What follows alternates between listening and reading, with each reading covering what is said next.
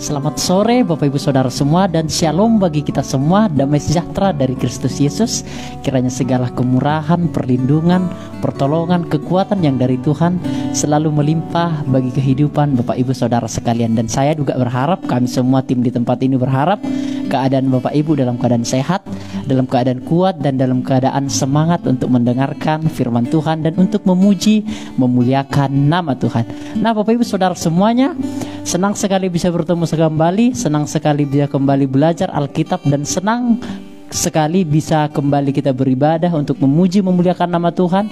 Ini semua karena pertolongan anugerah yang dari Tuhan, memberikan kita waktu dan kesempatan untuk kita bisa memuji Tuhan, untuk kita bisa juga beribadah, sehingga ketika jalannya ibadah ini kita dapat mengerti apa yang harus kita kerjakan, apa yang harus kita pertanggungjawabkan, dan apa yang harus kita lakukan di hadapan Tuhan, sehingga ketika kita sudah nanti dipanggil oleh Tuhan, kita sudah melakukan segala tugas dan pekerjaan kita di hadapan Tuhan. Mari Bapak Ibu Saudara sekalian, sebelum kita masuk di dalam tema kita yang bertemakan tentang kecintaan terhadap bait Allah atau kepedulian terhadap bait Allah, yang juga berkaitan dengan eklesiologi, yaitu berkaitan dengan gereja. Namun sebelum kita masuk dalam pembedahan itu, kita akan nyanyikan satu pujian, satu hal yang kurindu berdiam di dalam rumahmu. Terima kasih Tuhan. Kami datang Tuhan, kami datang. Satu hal yang kurindu, berdiam di dalam rumahmu. Satu hal yang kupinta, menikmati bait-Mu Tuhan. Satu hal yang kurindu, berdiam di dalam rumah-Mu. Satu hal yang kupinta, menikmati bait-Mu Tuhan. Lebih baik satu hari di pelataran-Mu daripada 1000 hari di tempat lain.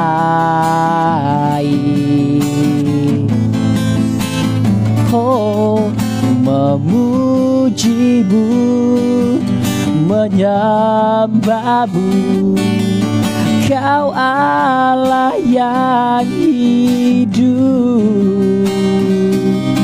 dan menikmati semua kemurahan-Mu. Dari awal kembali. Satu hal yang kurindu, berdiam di dalam rumah-Mu. Satu hal yang kupinta, menikmati bait-Mu Tuhan. Lebih baik satu hari di pelataran-Mu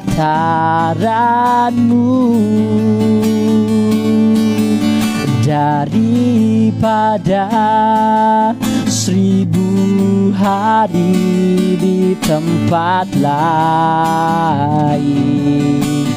Oh, memuji-Mu, menyembah-Mu, Kau Allah yang hidup,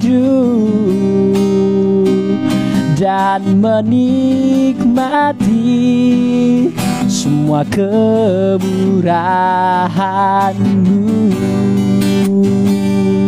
Kembali dari awal. Satu hal yang ku rindu, berdiam di dalam rumahmu. Satu hal yang ku pinta, menikmati bait-Mu Tuhan. Lebih baik satu hari di pelataran-Mu daripada 1000 hari di tempat lain. Memuji-Mu, menyembah-Mu, Kau Allah yang hidup,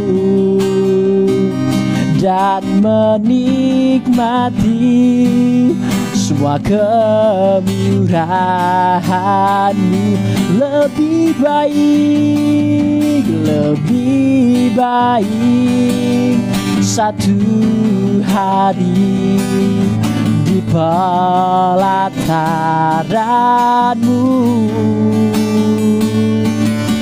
daripada 1000 hari di tempat lain. Memuji-Mu, menyembah-Mu, Kau Allah yang hidup, dan menikmati semua kemurahan-Mu.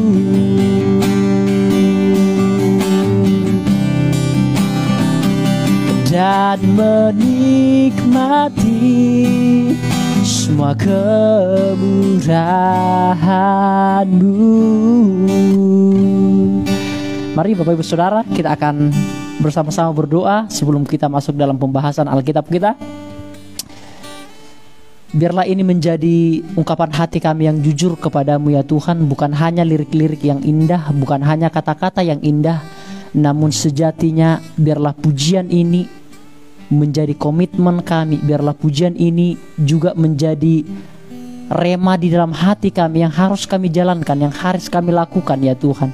Bahwa memang kami selalu merindukan ada di pelataran Tuhan, ada di dalam bait Tuhan, untuk kami beribadah, untuk kami memuji Tuhan, untuk kami menyembah Tuhan. Terlebih khusus untuk sore hari ini kami melaksanakan ibadah PA. Biarlah ini semua merupakan bentuk kecintaan kami kepada Tuhan yang sudah mencintai kami lebih dahulu. Terima kasih Bapa di surga. Sebentar kami akan masuk di dalam pembedahan Alkitab kami. Tuhan tolong kami semua, Tuhan tolong hamba-Mu yang hina ini, sehingga bisa menyampaikan materi-materi yang sesuai dengan prinsip-prinsip iman Kristen, yang sesuai dengan dasar-dasar Alkitab, yang sesuai dengan firman-Mu yang jujur dan konsisten itu ya Tuhan. Terima kasih Bapa di surga. Berkati juga sidang jemaat-Mu dimanapun berada. Kiranya Tuhan berikan kekuatan, Tuhan berikan kemampuan, Tuhan berikan hikmat kepada mereka, sehingga mereka bisa mendengarkannya dengan sungguh-sungguh, dengan mata seperti mata yang tertuju melihat pelita di tengah-tengah kegelapan. Terima kasih Bapa di surga. Dengan sukacita akan kami sambut ibadah PA ini. Puji Tuhan. Amin. Shalom kembali saudara semua. Salam damai sejahtera dari Kristus Yesus. Kiranya segala pertolongan anugerah Tuhan selalu melimpah dalam kehidupan Bapak Ibu dan saya di tempat ini. Nah saudara sekalian, kita masuk di dalam tema kita, yaitu masih berkaitan tentang eklesiologi. Hari ini saya sangat bersemangat saudara sekalian. Karena apa? Karena saya sendiri diberkati oleh penggalian firman Tuhan yang saya sendiri menggalinya saudara semuanya. Jadi hari ini kita akan membahas satu tema yang berkaitan dengan eklesiologi. eklesiologi atau ilmu yang mempelajari tentang gereja, yaitu salah satu tema kecil dari eklesiologi adalah kepedulian terhadap bait Allah. Teks yang akan kita baca saudara semua itu terambil dalam kitab Hagai pasal yang pertama, ayat yang pertama sampai ayat yang ke-11. Namun mungkin kita tidak akan baca semuanya. Untuk bagian-bagian pertama kita akan baca saja di ayat yang pertama sampai ayat yang keempat saja lebih dahulu. Jadi ingat, tema kita hari ini adalah kepedulian terhadap bait Allah atau kepedulian atau kecintaan terhadap rumah Tuhan, saudara sekalian. Dan itu tetap berkaitan dengan pelajaran 1 bulan ini yang telah kita selenggarakan, tetap berkaitan dengan ilmu yang mempelajari tentang gereja atau yang disebut dengan kata eklesiologi. Nah, sekarang kita masuk saudara, kita akan membaca Alkitab kita akan membuka Alkitab kita yang terambil dalam kitab Hagai pasal yang pertama, ayat yang pertama sampai ayat yang keempat. Bagi Bapak Ibu yang belum menemukan ayatnya, Bapak Ibu jangan cari di Perjanjian Baru, tidak akan ketemu saudara sekalian. Saya tahu kitab Hagai, kitab yang paling jarang dibahas, itu ada di dalam Perjanjian Baru saudara sekalian. Biasanya 3 atau 4 di bagian akhir kitab Perjanjian Lama. Itu Bapak Ibu bisa baca Hagai, Zakaria, Maleakhi, seperti itu di kitab-kitab terakhir di dalam Perjanjian Lama. Jikalau Bapak Ibu belum menemukannya, silahkan lihat di slide yang sudah saya sediakan. Saya akan bacakannya bagi Bapak Ibu saudara semuanya. Hagai pasal yang pertama, ayat yang pertama sampai ayat yang keempat. Demikian firman Tuhan. Pada tahun yang kedua zaman Raja Darius, dalam bulan yang ke-6, pada hari pertama bulan itu, datanglah firman Tuhan dengan perantara Nabi Hagai kepada Zerubabel bin Sealtiel, bupati Yehuda, dan kepada Yosua bin Yozadak, imam besar. Bunyinya, beginilah firman Tuhan semesta alam. Bangsa ini berkata, sekarang belum tiba waktunya untuk membangun kembali rumah Tuhan. Maka datanglah firman Tuhan dengan perantara Nabi Hagai, bunyinya, apakah sudah tiba waktunya bagi kamu untuk mendiami rumah-rumahmu yang dipapani dengan baik, sedang rumah ini tetap menjadi reruntuhan?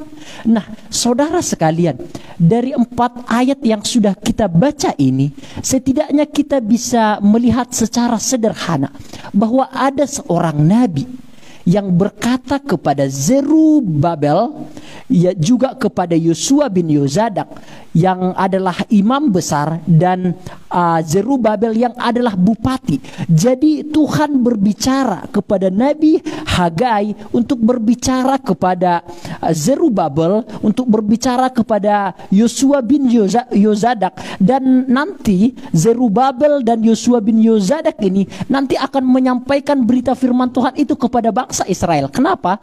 Karena Zerubabel dan juga Yosua bin Yozadak ini merupakan petinggi-petinggi di Israel pada saat hari itu. Mereka menjabat sebagai bupati, mereka menjabat sebagai imam besar, saudara sekalian. Jadi mereka merupakan petinggi-petinggi. Nah, petinggi-petinggi inilah yang nanti akan memberitahukan firman Tuhan yang disampaikan Hagai kepada mereka, saudara sekalian.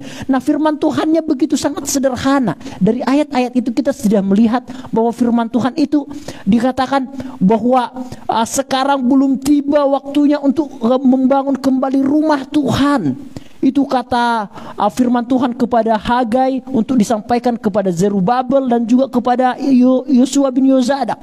Beginilah firman Tuhan semesta alam. Bangsa ini yang dimaksudkan adalah bangsa Israel. Bangsa ini berkata, jadi bangsa Israel berkata pada saat hari itu, saudara, sekarang belum tiba waktunya untuk membangun kembali bait rumah Tuhan. Jadi bangsa Israel berkata demikian. Belum tiba waktunya sekarang membangun bait rumah Tuhan, membangun rumahku dulu. Maka datang lagi firman Tuhan. Setelah bangsa Israel berkata demikian, Tuhan menunggu kira-kira 16 tahun lamanya.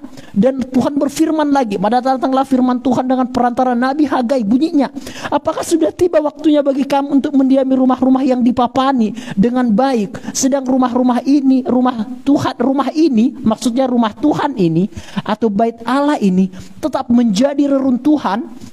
Jadi saudara sekalian, ketika Tuhan melihat ternyata rumah-rumah bangsa Israel begitu sangat bagus, dipapani dengan baik, dan juga ada di situ tembok-temboknya yang sudah didiami, dipapani dengan baik, mewah saudara sekalian.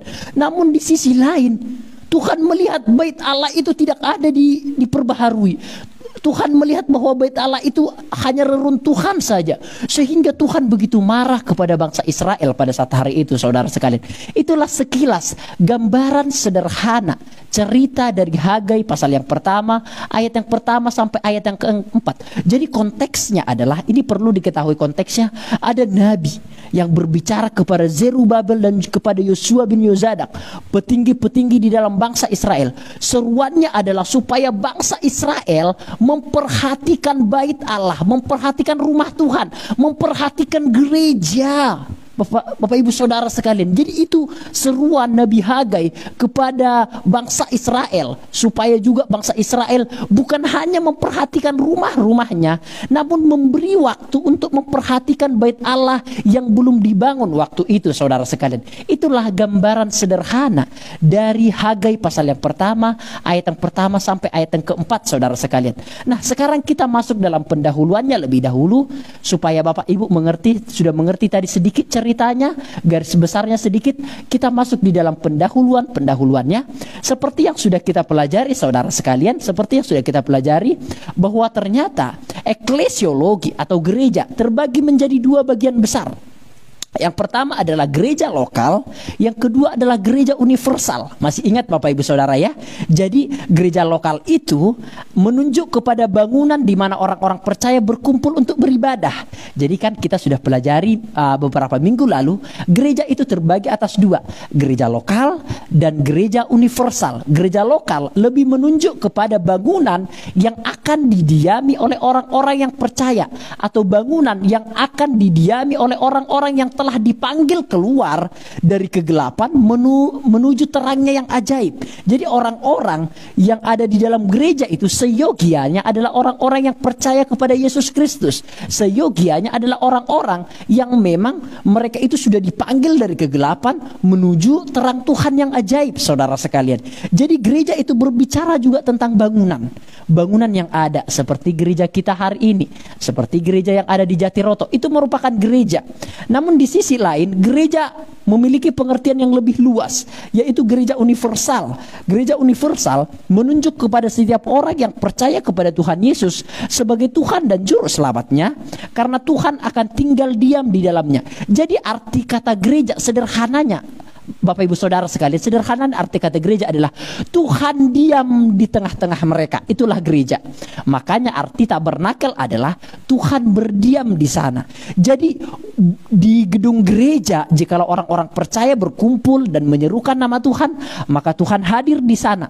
Namun di sisi yang lain, gereja adalah pribadi-pribadi orang yang percaya kepada Tuhan Yesus sebagai Tuhan dan Juru Selamat. Itu disebut juga gereja. Karena apa? Karena Tuhan akan tinggal diam di dalam hati mereka, tinggal diam di dalam hidup mereka, sehingga tubuh kita ini diibaratkan sebagai bangunan gereja yang disinggahi oleh Tuhan, yang didiami oleh Tuhan saudara sekalian. Jadi ada gereja yang bersifat lokal, ada gereja yang bersifat universal. Sekarang kita bisa memahami lebih dalam saudara ya.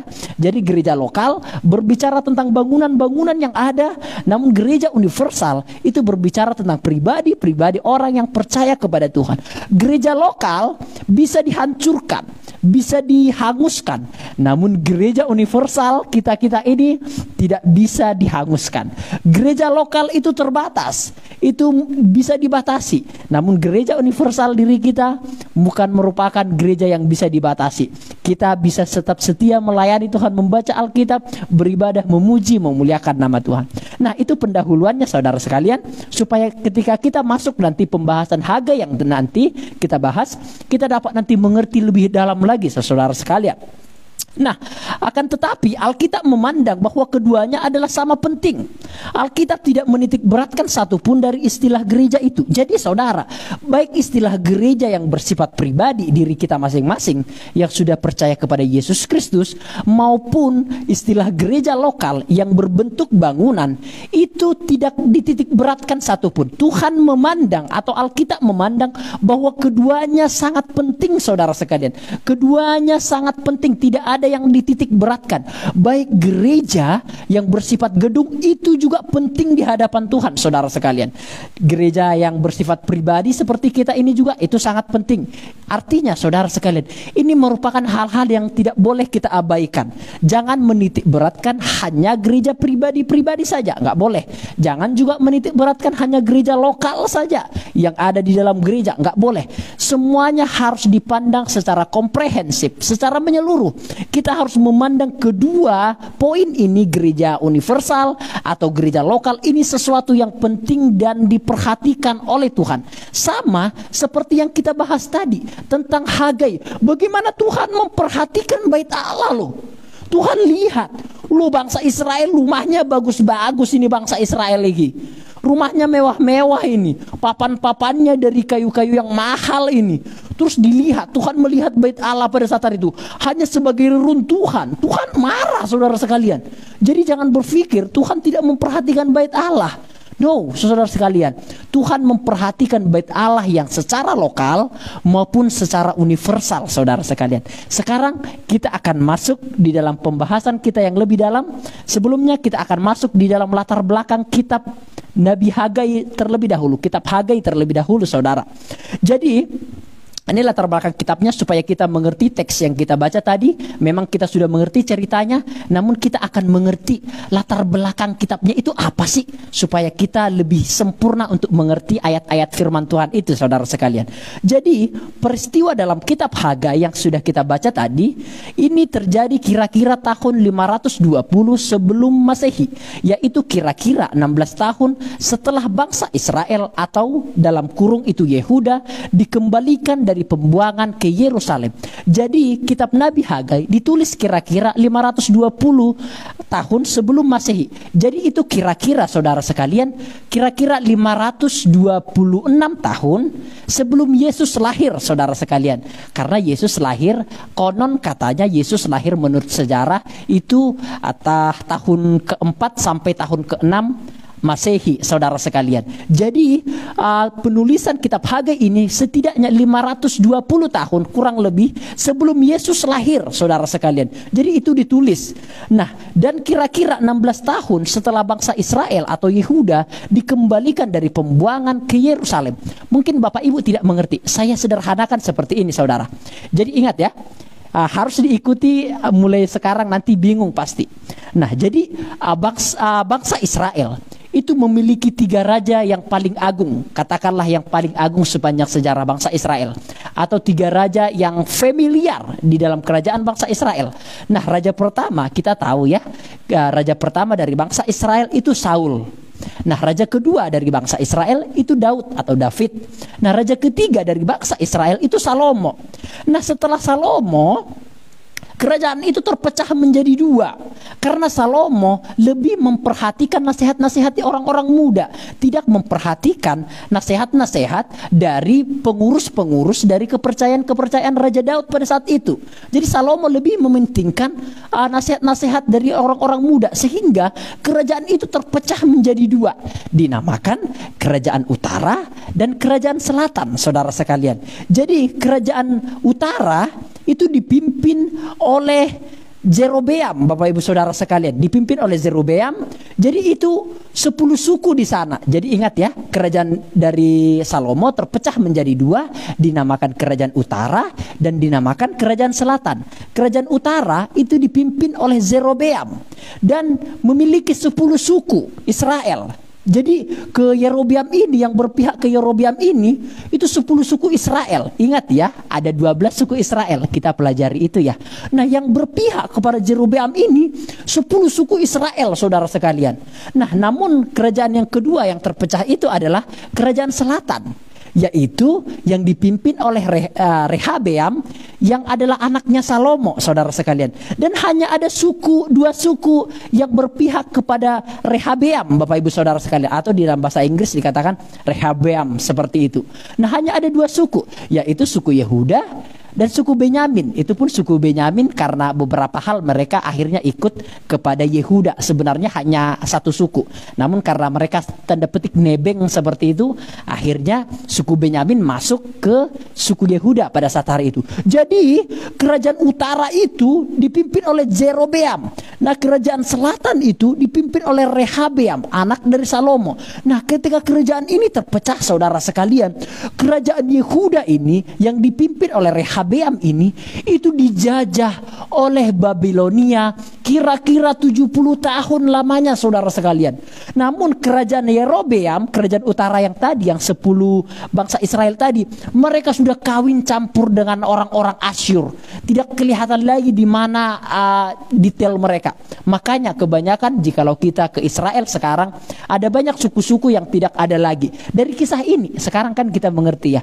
Jadi bangsa Israel yang 10 suku bangsa Israel itu yang mengikuti Yerobeam itu kawin campur dengan orang-orang Asyur, kawin campur dengan orang-orang bangsa-bangsa lain, sehingga suku mereka tidak lagi diabaikan. Suku mereka diabaikan, sudah kawin campur, tidak tahu lagi di mana mereka suku-suku mereka. Nah, namun kerajaan selatan ini yang dipimpin oleh Rehabeam ini terus berlanjut. Mereka akhirnya dijajah oleh Babilonia kira-kira 70 tahun lamanya, saudara sekalian. Nah, ketika mereka dijajah, saudara sekalian, selama 70 tahun.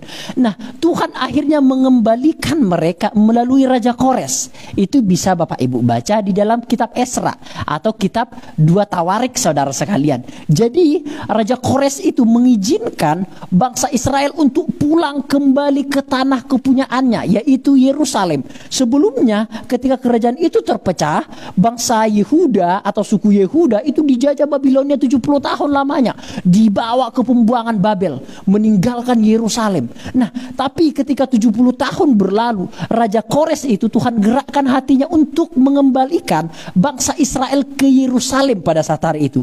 Jadi maksud saya adalah seperti yang kita bahas yang tadi ini, maksud saya adalah peristiwa Hagai ini adalah ketika bangsa Israel sudah pulang dari pembuangan Babilonia menuju Yerusalem. Nah, sekarang sudah tahu, kisahnya sudah tahu ya, latar belakang kitabnya ini kan sudah tahu ya. Jadi begitulah kondisi mereka.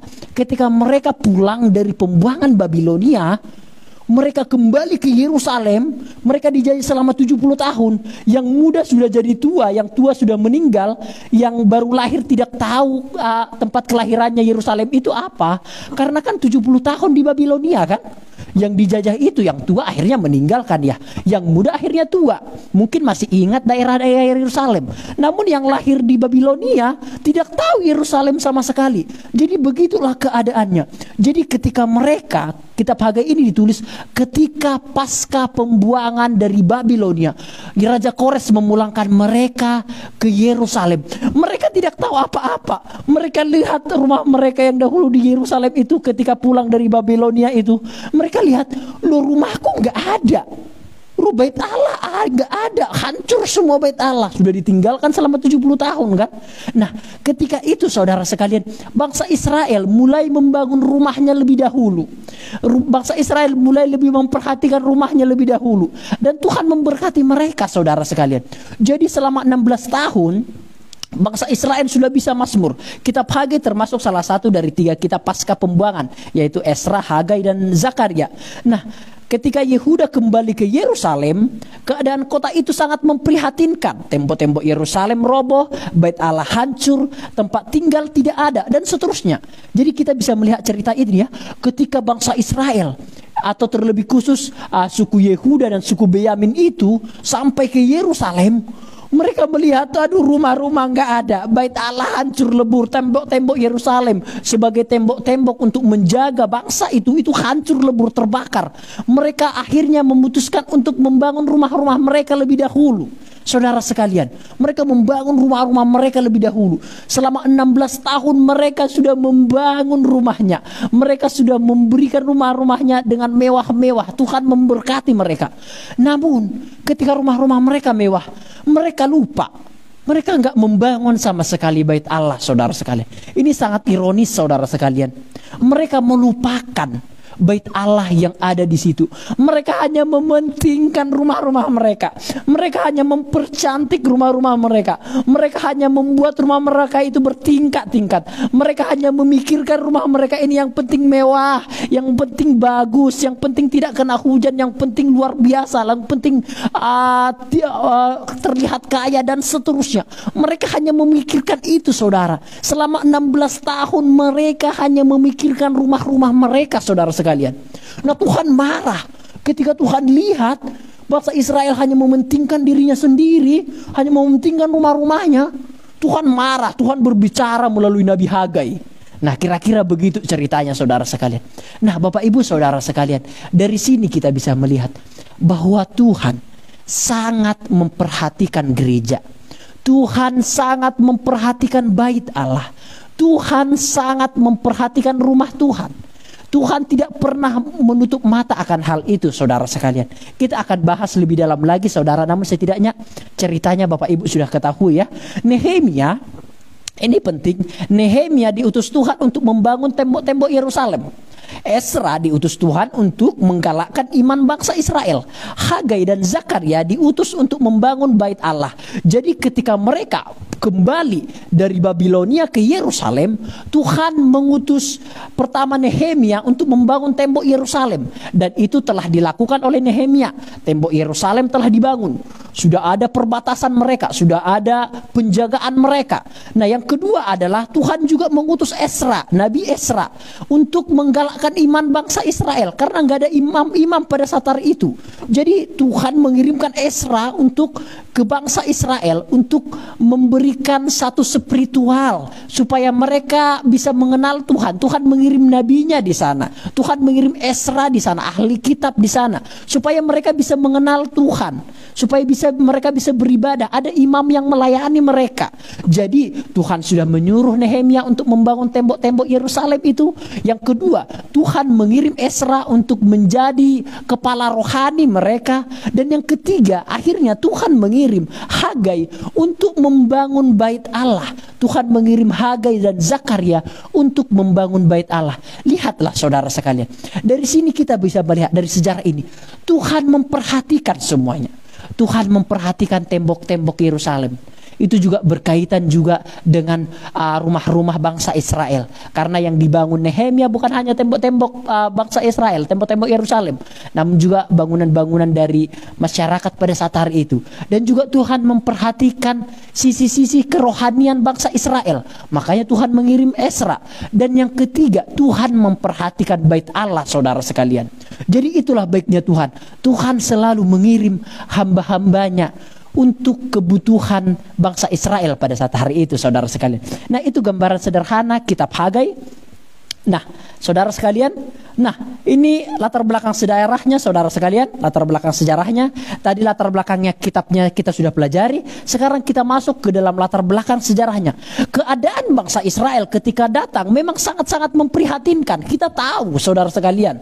Namun setelah berselang waktu 16 tahun, bangsa Israel bisa bangkit dan makmur. Jelas, Bapak Ibu saudara sekalian, ketika bangsa Israel dijajah di Babilonia selama 70 tahun lamanya, ketika mereka kembali lagi ke tempat asalnya, saya bisa membayangkan, saudara sekalian. Bayangkan ya, saya ini merantau 70 tahun. Kira-kira saya merantau 70 tahun.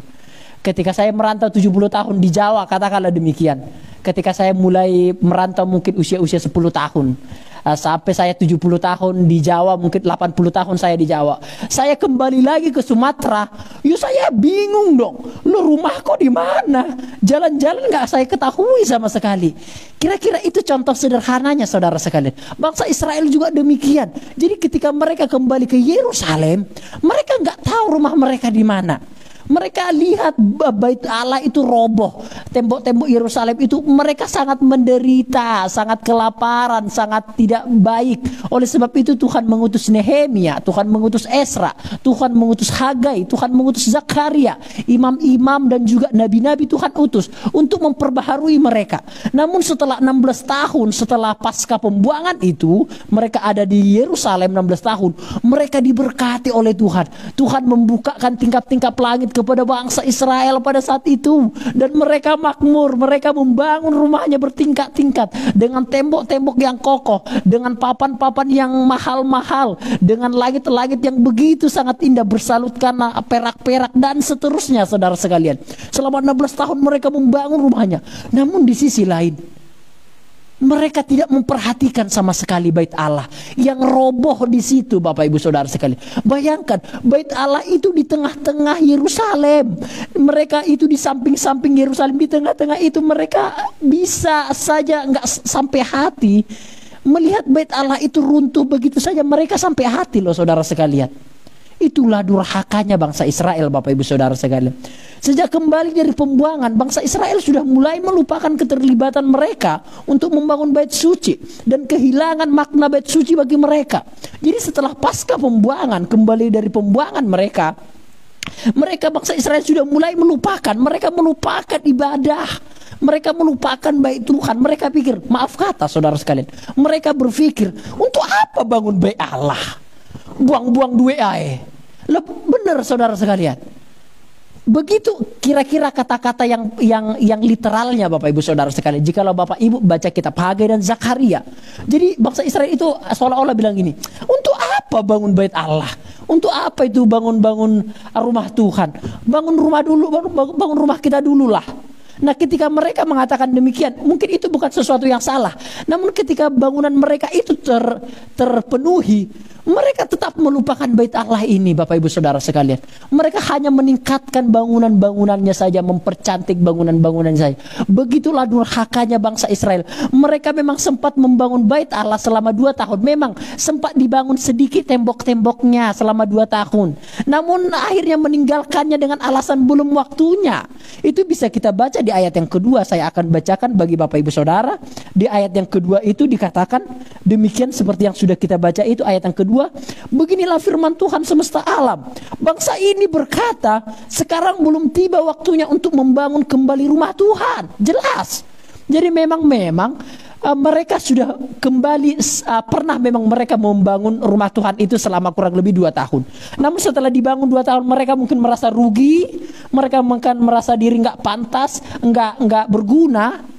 Terus mereka bilang alasannya begini, belum waktunya bangun rumah Tuhan, belum waktunya bangun gereja, udah tunda wes. Jadi terbengkalai Bapak Ibu Saudara sekalian. Bayangkan ada rumah yang sudah dikontrakkan, ada kontraktornya, hanya dibangun hanya dasar-dasarnya saja Bapak Ibu Saudara sekalian. Seperti kurang biaya, kurang dana dan seterusnya.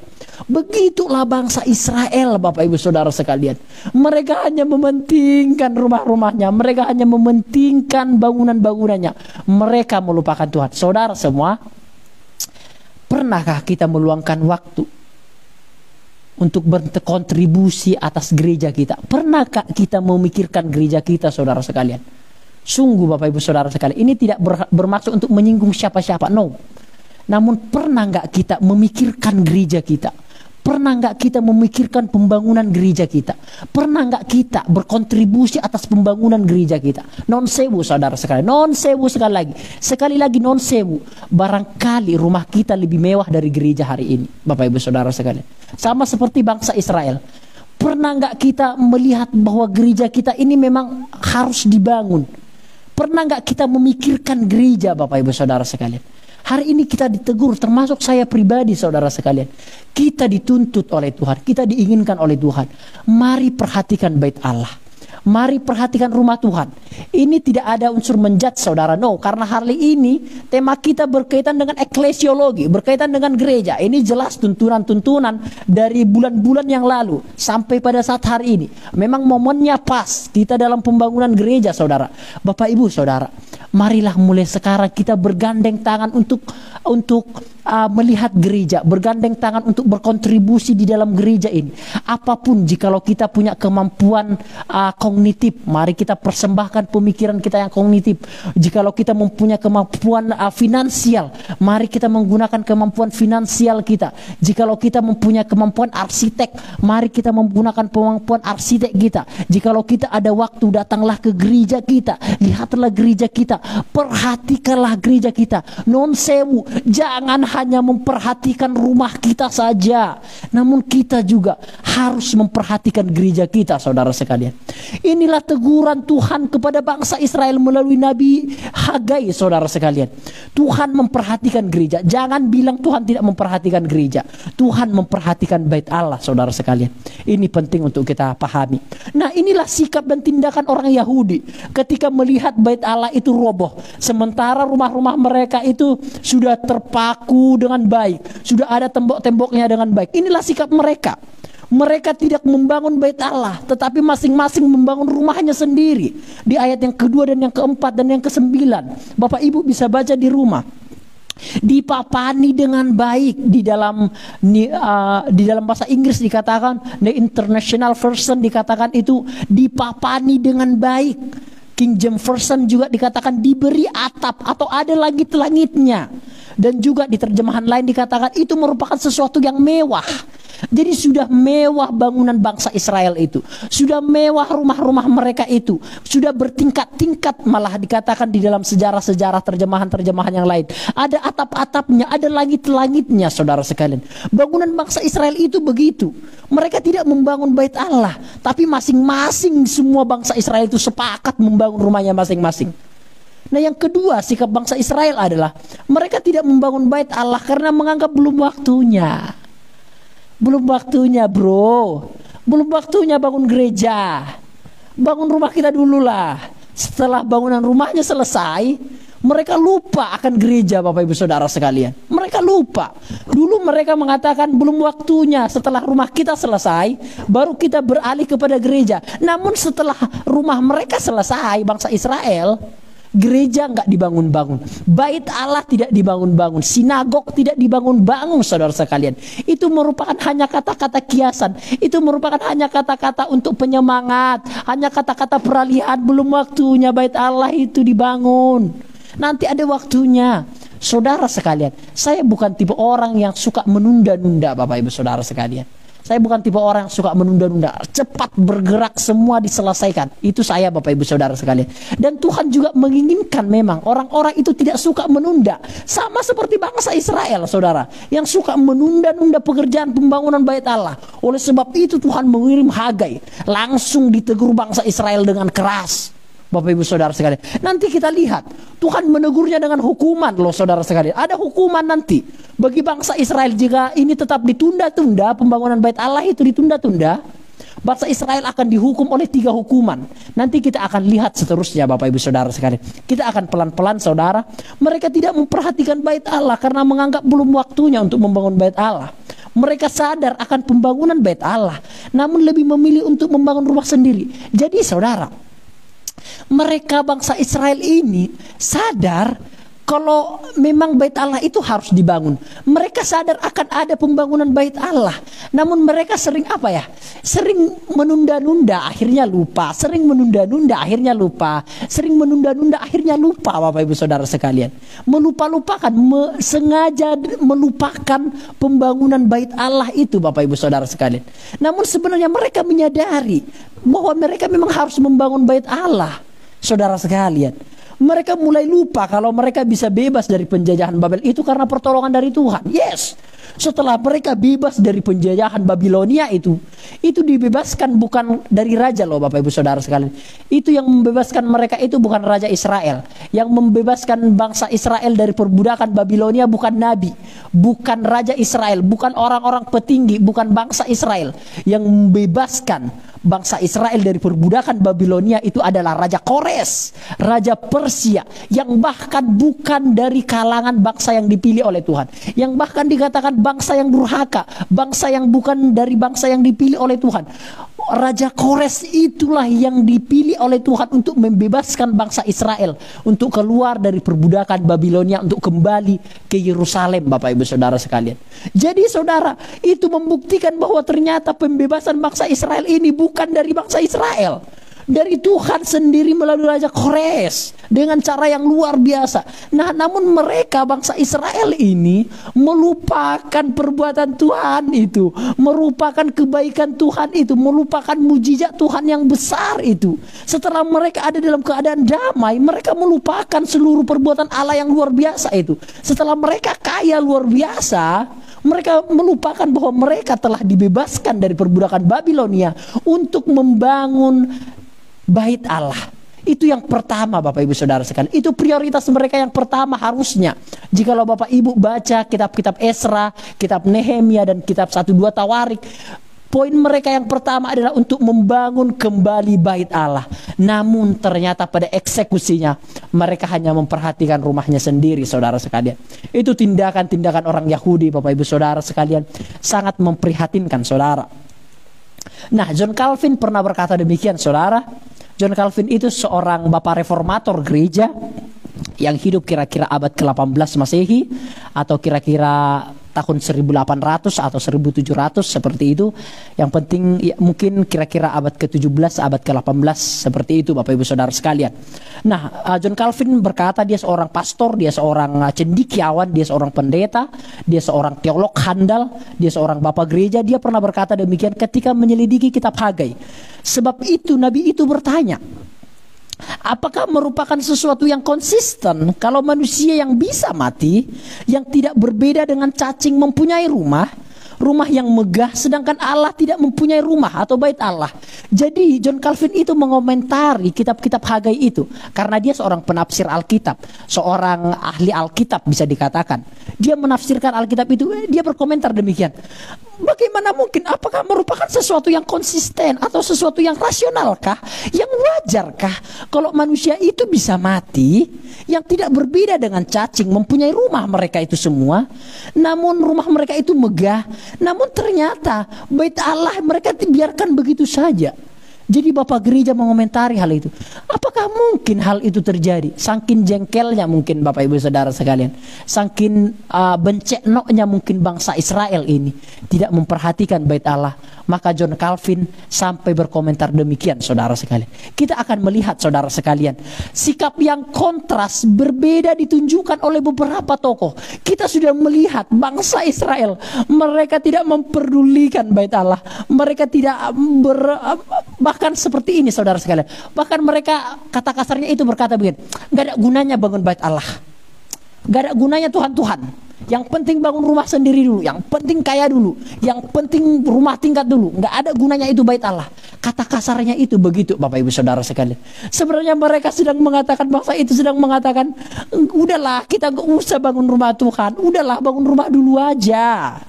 Namun hal yang berbeda ditunjukkan oleh beberapa tokoh, saudara sekalian. Kita sudah melihat bangsa Israel yang tidak memiliki hati untuk membangun, yang hanya egois untuk mementingkan diri sendiri, yang hanya meningkatkan kekayaannya sendiri dan seterusnya. Hal yang berbeda terjadi kepada beberapa tokoh Alkitab, Bapak Ibu Saudara. Yang pertama adalah Raja Daud. Hal yang berbeda terjadi. Jikalau Bapak Ibu baca kitab 2 Samuel pasal yang ke-7 ayat yang pertama sampai ayat yang ke-21, saudara sekalian, Daud sangat antusias dan menggebu-gebu untuk membangun bait Allah. Saudara sekalian, inilah yang harus kita contoh, bukan dari golongan bangsa Israel yang bencekno ego. Namun marilah kita contoh Raja Daud, saudara sekalian, yang menggebu-gebu dan antusias untuk membangun bait Allah, saudara sekalian. Dia memohon, bahkan dia memohon-mohon kepada Tuhan, saudara. Dia memohon-mohon, Tuhan, izinkanlah aku untuk membangun bait Allah. Untuk membangun bait Allah itu aja Raja Daud itu minta izin, saudara sekalian. Biar supaya engkau diam di rumah ini, supaya naungan Tuhan ini ada di dalam bangsa Israel, supaya engkau berdiam di sini dan namamu akan dimuliakan. Izinkanlah aku untuk membangun rumahmu yang kudus. Dikatakan Daud demikian, saudara sekalian. Jadi Daud merupakan antusias dan menggebu-gebu untuk membangun bait Allah. Namun apa yang terjadi? Tuhan tidak mengizinkannya, saudara sekalian. Walaupun Daud memiliki hati yang menggebu-gebu untuk membangun bait Allah, namun Tuhan tidak mengizinkan Daud untuk membangun bait Allah. Pada waktu Tuhan akhirnya melarang dia untuk membangun bait Allah dan mengatakan bahwa Salomo lah atau anaknya itulah Salomo yang akan membangunnya. Maka Daud mati-matian berusaha menyediakan segala yang dibutuhkan untuk pembangunan bait Allah itu oleh Salomo. Jadi walaupun Tuhan tidak mengizinkan Raja Daud untuk membangun bait Salomo, karena apa? Karena Daud itu kerjaannya cuma berperang, banyak membunuh, tangannya itu kotor, banyak menumpahkan darah. Itu alasan Tuhan mengapa tidak mengizinkan Raja Daud untuk membangun bait Allah. Nah, namun Tuhan berkata, anakmu nanti yang akan membangun bait Allah. Ketika Tuhan berkata demikian, Daud tidak lempang-lempeng tidur aja di rumah. Enggak, saudara sekalian. Mari kita contoh ini, saudara sekalian. Daud tidak angkat-angkat kaki, walaupun Tuhan mengatakan bukan kamu yang bangun nanti lo ya. Enggak, saudara sekalian. Baca kitab 2 Samuel pasal yang ke-7 ayat yang pertama sampai 21. Mati-matian dia mencari kayu, mati-matian dia menyediakan emas, mati-matian dia menyediakan perak, mati-matian dia menyediakan kayu-kayu yang berharga, kayu-kayu yang kuat. Dia sediakan semua, dia sponsori semua, dia donasikan semua, saudara sekalian. Dia income semua kepada mereka. Dia salurkan semuanya disediakan semuanya. Ada stok-stoknya, disediakan semuanya oleh Raja Daud yang nanti akan dibangun oleh Raja Salomo, saudara sekalian.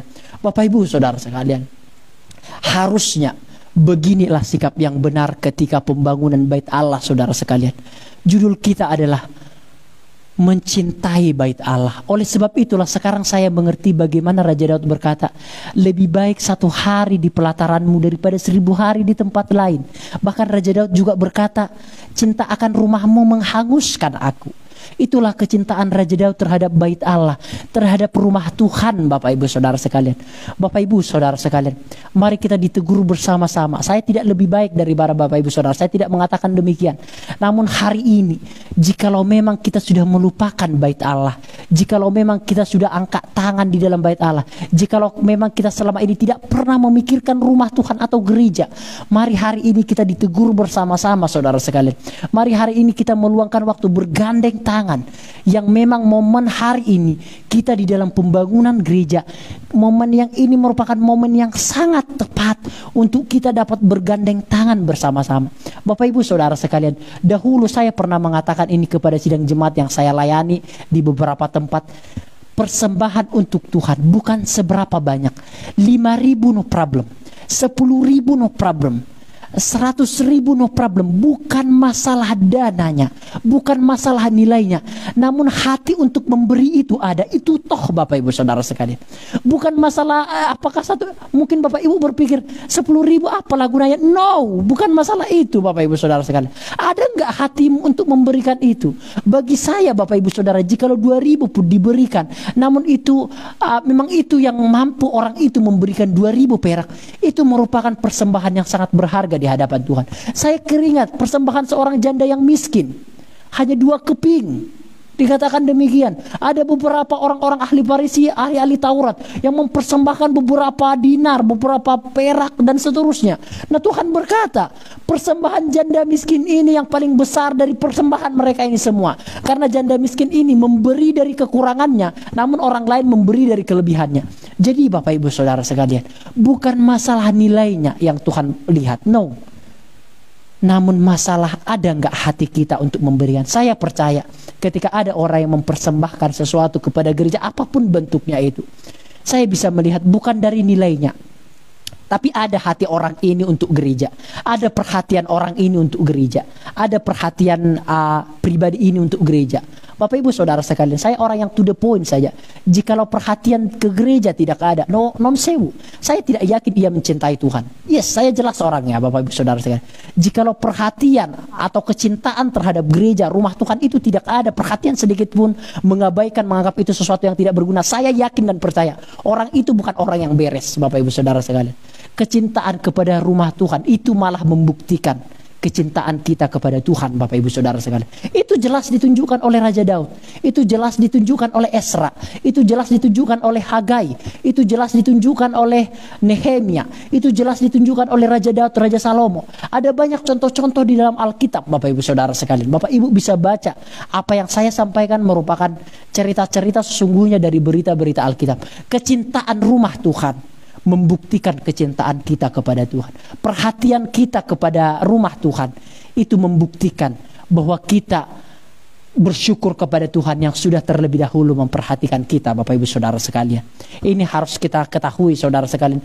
Itu beberapa sikap yang kontras ditunjukkan oleh beberapa tokoh. Daud ingin membangun bukan karena egoismenya, tetapi betul-betul karena cintanya kepada Tuhan. Sekalipun ia tidak bisa memakai bait Allah itu, ia mau berjerih lelah untuk menyediakan semua kebutuhan pembangunannya. Ini merupakan contoh yang sangat baik Bapak Ibu Saudara sekalian. Daud tidak egois.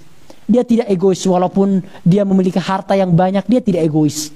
Dia membangun bukan dari keegoisannya, namun dia membangun dari kecintaannya kepada Tuhan Saudara sekalian.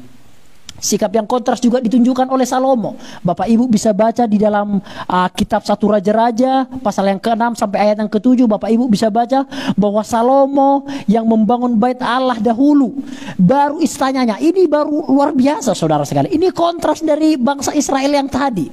Raja Salomo itu membangun bait Allah dahulu, mewah luar biasa. Bahkan sejarah mencatat tidak ada bait Allah, tidak ada rumah Tuhan yang akan semewah bait Allah yang dibangun oleh Salomo sampai kekekalan. Itu bahkan ada sejarah yang mencatat demikian. Enggak akan ada Bapak Ibu Saudara sekalian. Nah karena apa? Karena bait Allah yang dibangun oleh Salomo itu begitu sangat mewah, begitu sangat luar biasa, begitu sangat luas, begitu sangat indah. Ada emas-emasnya, ada perak-peraknya. Peralatan-peralatan tabernakel itu disalut kembali dengan emas yang mahal. Ruangan-ruangan bangunan-bangunan itu dibangun dengan batu-batu yang mahal, dengan tembok-tembok yang mahal. Lantainya itu mungkin dari marmer yang paling mahal sepanjang sejarah. Raja Salomo itu mempersembahkan semuanya, dan dia membangun bait Allah lebih dahulu sebelum dia membangun istananya. Terakhir kari-kari baru dia bangun istananya. Setelah bait Allah itu ada Bapak Ibu Saudara sekalian. Itu yang dilakukan oleh Raja Salomo. Salomo membangun semegah mungkin rumah Tuhan. Sampai sejarah mencatat tidak ada rumah Tuhan yang akan pernah semegah rumah Tuhan itu yang dibangun oleh Salomo. Salomo lebih mementingkan rumah Tuhan dibandingkan rumah yang akan ia tempati. Bapak Ibu Saudara, ini jelas Bapak Ibu. Saya tidak mengatakan kita tidak boleh bangun rumah kita. Yes, bangun rumah kita itu hal yang sangat penting. Itu prioritas. Itu sesuatu yang harus dilakukan. Namun ingat Bapak Ibu Saudara sekalian, Bapak Ibu, ini saya bercerita dengan sungguh. Ketika saya pertama kali ke GPT Lumajang, hati saya betul sangat menangis Bapak Ibu Saudara sekalian. Bukan karena bangunannya tidak bagus, bagus bangunannya, bagus sekali. Namun saya melihat ada beberapa yang diabaikan, ada beberapa yang sebenarnya tidak layak lagi untuk dipakai, seperti seng-sengnya demikian, seperti beberapa besi-besinya dan seterusnya. Bapak Ibu Saudara sekalian, mari Bapak Ibu Saudara sekalian, jikalau kita memang sudah diberkati oleh Tuhan dengan berkat yang sangat-sangat melimpah, dengan rumah yang sangat-sangat bagus, itu tidak salah Bapak Ibu Saudara. Itu sangat-sangat baik. Itulah bentuk penyertaan Tuhan bagi kita. Itulah kecintaan Tuhan kepada kita. Itulah anugerah Tuhan kepada kita. Karena ingat, kita bisa berhasil itu karena anugerah Tuhan. Tuhan yang memberikan kemampuan untuk kita bisa bekerja. Tuhan yang memberikan udara untuk kita bisa bernapas. Tuhan yang memberikan tanah untuk kita bisa membangun rumah dan seterusnya. Tuhan yang mengizinkan itu semua untuk kita alami. Namun ingat saudara sekalian, ketika rumah kita baik, bagus, jangan pernah lupakan rumah Tuhan Bapak Ibu Saudara sekalian. Mari kita memperhatikan rumah Tuhan mulai dari sekarang. Mari kita memberi waktu untuk melihat rumah Tuhan sekarang. Mari kita berkontribusi, apapun kontribusi kita untuk pembangunan rumah Tuhan Bapak Ibu Saudara sekalian. Semuanya untuk kepujian kemuliaan nama Tuhan saudara sekalian. bagian-bagian yang terakhir Bapak Ibu Saudara. Nah, sikap Tuhan, ini bagian-bagian yang terakhir. Sikap Tuhan ketika melihat hal ini, ketika sikap Tuhan ketika melihat bangsa Israel lebih memilih rumah-rumahnya, tidak memperhatikan bait Allah, lebih membangun rumah-rumahnya dengan mewah, tidak membangun bait Allah. Apakah sikap Tuhan ketika melihat hal itu? Yaitu sikap Tuhan yang pertama, mengutus Nabi Hagai menegur bangsa Israel melalui perantaraan Zerubabel dan Yosua bin Yozadak, karena mereka pemimpin-pemimpin di bangsa Israel pada saat hari itu. Nah, seruan Tuhan ini begitu sangat tegas, begitu sangat Tuhan, saya katakan begitu sangat marah ketika melihat peristiwa ini terjadi. Jadi sikap Tuhan ketika melihat perilaku bangsa Israel ini yang tidak tahu berterima kasih ini, yang tidak sadar diri bahwa dia sudah ditolong oleh Tuhan ini, sikap Tuhan adalah Allah menyebut orang-orang Yahudi dengan istilah bangsa ini. Jadi saudara sekalian, di ayat yang kedua itu dikatakan demikian, beginilah firman Tuhan. Ini firman Tuhan yang akan disampaikan kepada bangsa Israel.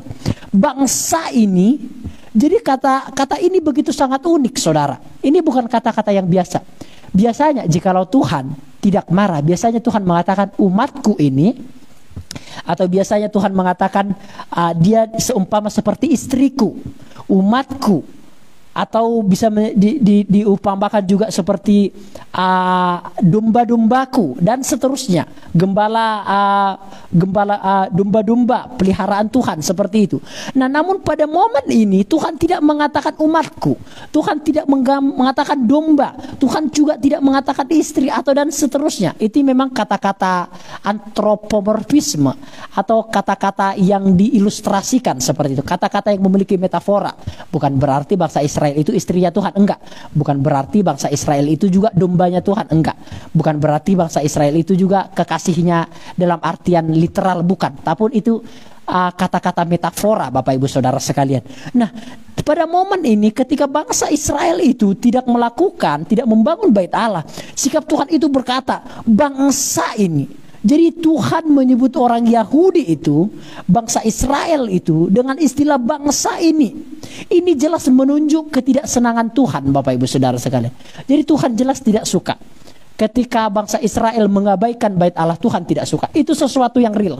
Itu sesuatu yang tidak bisa dikompromikan Bapak Ibu Saudara sekalian. Bangsa ini, Tuhan katakan demikian, bangsa ini berkata, sekarang belum tiba waktunya untuk membangun rumah Tuhan. Jadi Tuhan begitu sangat marah saudara sekalian. Mengapa Tuhan tidak senang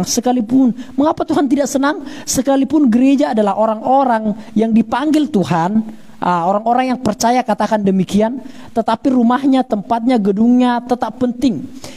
Itu adalah tempat di mana Allah menyatakan kemuliaannya, dimuliakan. Maka aku akan menyatakan kemuliaanku. Jadi Bapak Ibu Saudara sekalian, sekalipun gereja adalah tempat orang-orang yang seyogianya adalah orang-orang yang percaya, namun banyak ternyata dari gereja itu yang tidak mementingkan rumah Tuhan Bapak Ibu Saudara sekalian. Karena apa? Seyogianya gereja itu adalah di mana Tuhan dimuliakan, di mana Tuhan diagungkan, di mana Tuhan disembah Bapak Ibu Saudara sekalian. Nah Bapak Ibu Saudara sekalian, di gerejalah tempat kita menyanyikan pujian. Di gerejalah tempat kita memuji Tuhan. Di gerejalah tempat kita menyembah Tuhan. Di gerejalah tempat kita bisa bernaung di hadapan Tuhan Bapak Ibu Saudara sekalian. Memang bukan hanya di gereja, yes, namun Tuhan sudah menitik beratkan sejak awal bahwa memang harus ada tempat bait Allah, tempat orang-orang percaya berkumpul saudara sekalian. Mengabaikan rumah Tuhan sama dengan mengabaikan ibadah, sama dengan mengabaikan Tuhan sendiri. Itu jelas saudara sekalian. Itu memang jelas. Mengabaikan rumah Tuhan itu sama dengan mengabaikan ibadah, dan itu sama dengan mengabaikan Tuhan sendiri.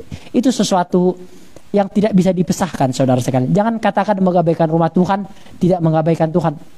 Itu munafik. Bagi saya itu munafik saudara sekalian. Mengabaikan rumah Tuhan sama dengan mengabaikan ibadah, sama dengan mengabaikan Tuhan sendiri saudara sekalian. Kalau tidak dibangunnya rumah Allah menyebabkan Tuhan tidak senang. Sebaliknya kalau rumah Tuhan atau rumah Allah dibangun, itu menyenangkan hati Tuhan. Jelas saudara sekalian. Kalau tidak membangun bait Allah, Tuhan marah. Sebaliknya ketika membangun rumah bait Allah, Sebaliknya, pasti Tuhan merasa senang, Bapak Ibu Saudara sekalian. Bapak Ibu, saya akan skip ke depan. Ini terakhir, saya akan skip ke depan. Ketika Tuhan berkata demikian kepada bangsa Israel, Tuhan menjanjikan begini, Bapak Ibu Saudara. Saya akan membukakan berkat bagimu. Saya akan memberkati pekerjaanmu. Saya akan memberkati rumah-rumahmu. Saya akan menambahkan lagi lumbung-lumbungmu. Saya akan menambahkan lagi pekerjaanmu. Ketika engkau membangun bait Allahku ini bukan kata saya, Bapak Ibu Saudara. Kalau kata saya itu Bapak Ibu bisa tidak percaya. Namun itu kata firman Tuhan. Atau saya akan bacakan kepada Bapak Ibu Saudara sekalian. Di ayat yang ke 10 saya akan bacakan. Mungkin ayat yang saya akan carikan. Saya tadi baca itu. Sebentar. Saya akan carikan di ayat yang sebentar. Di ayat-ayat selanjutnya nanti Bapak Ibu bisa baca ketika Tuhan berjanji ada berkat ketika rumah bait Allah itu dibangun, Tuhan berjanji ada berkat di atas mereka. Ya, di ayat-ayat ke-14 Bapak Ibu Saudara sekalian bisa di ayat yang ke-13. Ya, demikian di ayat yang ke-13 Bapak Ibu Saudara sekalian, maka berkatalah Hagai utusan Tuhan itu menurut pesan Tuhan kepada bangsa itu demikian, aku ini menyertai kamu, demikianlah firman Tuhan. Jadi ada penyertaan Bapak Ibu Saudara sekalian. Di ayat-ayat seterusnya nanti Bapak Ibu bisa baca, saya tidak bohong, ada nanti berkat-berkat Tuhan. Tuhan memberkati pekerjaan mereka, Tuhan memberkati lumbung-lumbung mereka dan seterusnya ketika bait Allah itu diberikan Bapak Ibu Saudara, dikerjakan Bapak Ibu Saudara sekalian. Nah, inilah beberapa sikap Tuhan Saudara sekalian ketika melihat hal ini. Sebagai kesimpulannya Saudara sekalian, Bapak Ibu, sebagai yang ingin saya tandaskan hari ini adalah jangan hanya memikirkan rumah kita saja, jangan hanya memperindah rumah kita saja, jangan hanya mempercantik rumah kita saja, namun mulai hari ini mari kita belajar untuk bisa juga memperhatikan rumah Tuhan, untuk juga bisa memperhatikan gereja. Yang kedua adalah jangan pernah melupakan bahwa rumah kita itu yang sekarang mewah mungkin, baik mungkin, itu semua karena pertolongan Tuhan. Itu semua karena anugerah kebaikan yang daripada Tuhan. Jangan kita sampai karena hal itu kita sampai melupakan Tuhan, merupakan rumah Tuhan Bapak Ibu Saudara sekalian. Yang ketiga adalah yang harus kita ketahui adalah bahwa ternyata Tuhan senang akan adanya pembangunan rumah Tuhan. Tuhan senang akan adanya pembangunan bait Allah, dan Tuhan berjanji Tuhan akan memberkati orang-orang yang berikut kontribusi di dalam pembangunan rumah Allah. Dan yang keempat adalah yang keempat yang harus kita garis bawahi adalah bahwa ternyata bangsa Israel ini maksud saya adalah bahwa ternyata Tuhan menyertai orang-orang yang ikut ambil bagian di dalam pembangunan rumah Tuhan Bapak Ibu Saudara sekalian. Dan yang paling penting adalah Tuhan tidak melihat seberapa banyak yang kita bisa berikan. Tuhan tidak lihat itu. Tapi Tuhan bisa melihat seberapa tulus kita melakukan hal itu. Tuhan tidak melihat nilainya Saudara sekalian, namun seberapa tulus, seberapa cinta kita untuk melakukan hal itu. Mari mulai sekarang kita bergandeng tangan untuk melakukan pembangunan rumah Tuhan. Amin. Kita akan naikkan pujian.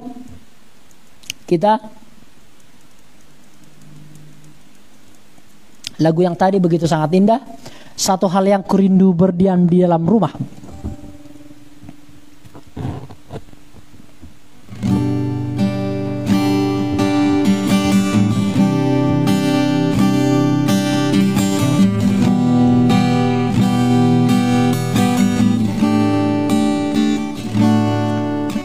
Satu hal yang kurindu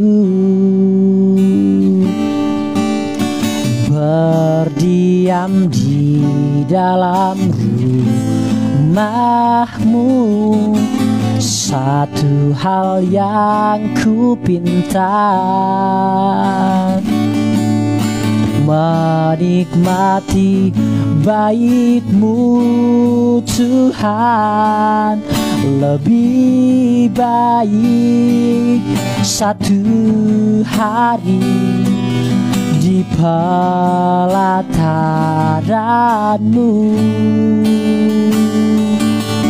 daripada 1000 hari di tempat lain.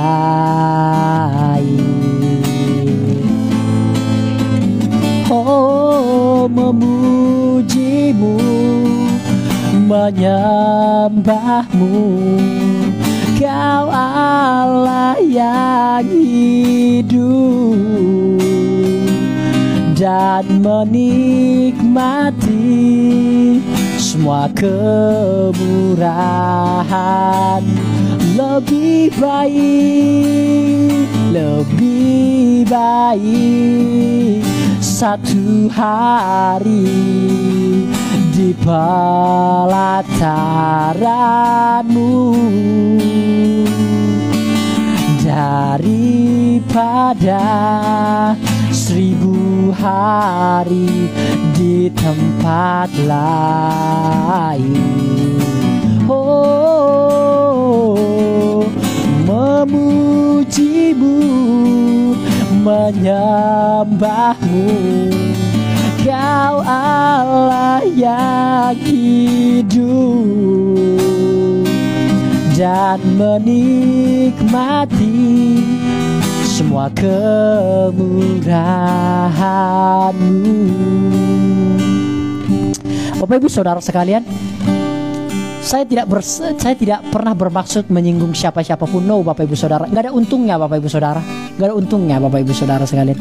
Namun memang sebagai hamba Tuhan, kami harus jujur terhadap kitab suci yang kami baca bersama-sama. Kami tidak boleh berbohong atas galian-galian firman Tuhan yang ada. Jelas memang bangsa Israel tidak memperhatikan bait Allah. Jelas itu mendatangkan hukuman bagi bangsa Israel. Jelas Tuhan marah akan hal itu Bapak Ibu Saudara sekalian. Jelas kami sebagai hamba-hamba Tuhan tidak boleh tawar-menawar atas firman Tuhan. Apa yang kami gali, itulah apa yang kami sampaikan, tanpa menyinggung pihak-pihak manapun. Itu harus Bapak Ibu garis bawahi Bapak Ibu Saudara sekalian, karena tidak ada untung bagi kami untuk menyinggung siapapun. Kiranya jikalau kita memang merasa terkoreksi, termasuk saya pribadi, mari kita sama-sama bersyukur kepada Tuhan. Kita diingatkan ketika kita dikoreksi oleh firman Tuhan, itu berarti kita diingatkan oleh Tuhan. Itu berarti Tuhan masih mencintai kita. Mari kita berdoa bersama-sama Bapak Ibu Saudara sekalian. Kita akan tunduk kepala, kita akan berdoa. Bapa di surga, terima kasih Tuhan, kami sudah membedah Alkitab ini. Setidaknya kami belajar 4 hal, bahwa ternyata Bapa di surga, kami tidak boleh hanya mementingkan pekerjaan kami, mementingkan rumah kami, mementingkan apa yang kami inginkan saja terlebih. Itu yang paling utama, itu yang selalu kami pikirkan. Namun kami juga harus memikirkan pembangunan rumah Tuhan. Yang kedua, kami belajar ya Tuhan, bahwa Tuhan tidak suka melihat orang-orang yang tidak memperhatikan bait Allah. Tuhan melihat bahwa memang orang yang mencintai bait Allah adalah orang yang mencintai Tuhan. Sebaliknya, orang yang tidak mencintai bait Allah adalah orang-orang yang tidak sungguh-sungguh mencintai Tuhan. Yang ketiga, kami belajar ya Tuhan, bahwa Tuhan menyukai, Tuhan senang atas pembangunan bait Allah. Tuhan sangat bahagia akan pembangunan bait Allah, karena di sana Tuhan akan dimuliakan, Tuhan akan diagungkan. Dan yang terakhir, kami belajar bahwa ada berkat bagi orang-orang yang ikut ambil bagian atas pembangunan bait Allah. Tuhan akan menyertai mereka, memberkati pekerjaan mereka, memberkati lumbung-lumbung mereka, dan memberkati segenap aspek kehidupan mereka. Terima kasih Bapa di surga, terima kasih. Kiranya firman Tuhan yang kami bedah bersama-sama tertanam dalam hati kami, berakar, bertumbuh dan berbuah, menjadi kehidupan dan menjadi hal yang berbau harum di hadapan Tuhan. Terima kasih Tuhan, ini doa kami dalam nama Yesus, puji Tuhan, amin. Pengumuman kita Bapak Ibu Saudara sekalian, ibadah tetap berjalan seperti biasa. Ada ibadah kaum muda jam 5 sore, biasanya sudah di-share jam pagi-pagi. Ada ibadah sekolah minggu kira-kira jam 11 pagi. Ada ibadah raya tetap berjalan seperti biasa hari Minggu jam 8 pagi. Bapak Ibu Saudara sekalian, ibadah kita berlangsung seperti biasa. Tetap semangat, tetap lakukan hal yang baik, tetap jaga kesehatan, tetap membaca Alkitab, tetap semangat untuk mendengarkan firman Tuhan. Tuhan Yesus memberkati kita semua. Shalom.